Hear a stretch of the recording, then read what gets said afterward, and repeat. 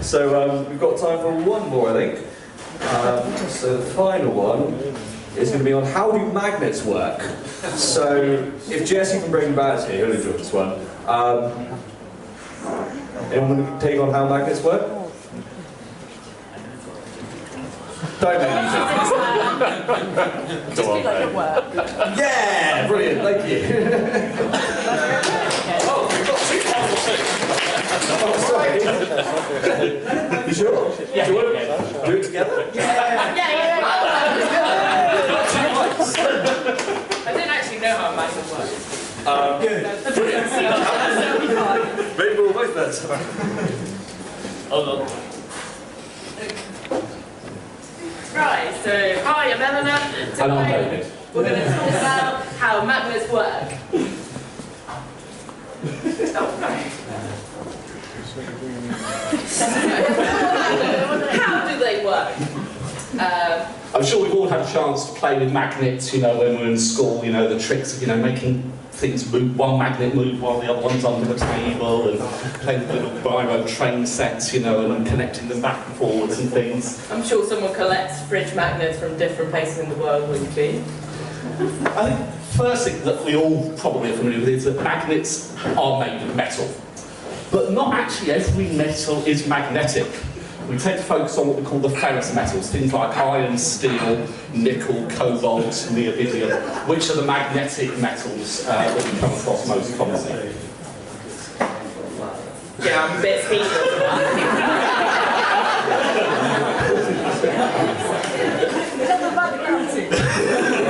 So,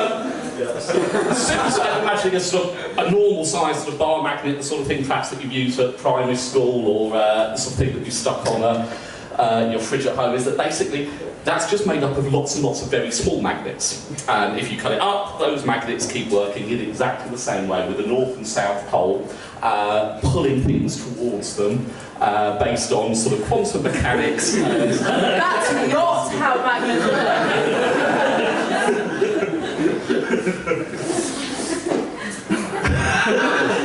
Well, as we said, so if we go even smaller than the very small piece of the metal, we get down to individual particles within the atoms in the metal called electrons. And physicists, particle physicists, talk about a property of these electrons called spin. It's actually slightly more complicated than which direction it spins, but that's close enough, I think, for the evening where we've all been drinking quite a few pints of beer. And it's this spin that acts to give us our magnetic force.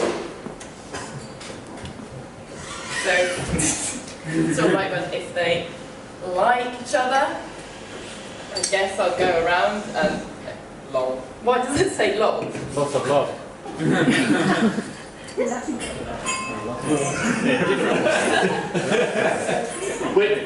Okay, so if they misalign, they cancel out. Okay, I get that.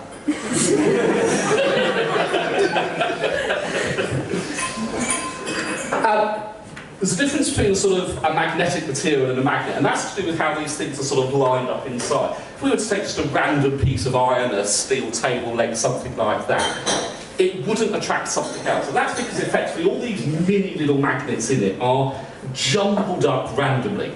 And so the magnetic fields effectively sort of cancel each other out. We've got no overall attraction. We don't have the north and south pole. What we need to actually make a magnet work, and to get a magnetic field from depth to depth. OCD. OCD. You have to sit there and stroke your piece of metal in one direction, you know, until you get all the particles to line up, nice and neat and arranged, to give that magnetic field that you can detect. Or you can make those cool drawings where you have like a metal particles and then you stick a magnet in it and it does sort of cool lines like that. But please, please, please, when you do this, don't take off the cling film that the science teacher wraps round the magnet beforehand, because otherwise I have to spend hours of my break time trying to pull off tiny little bits of I-5s off the magnet that are now stuck to it.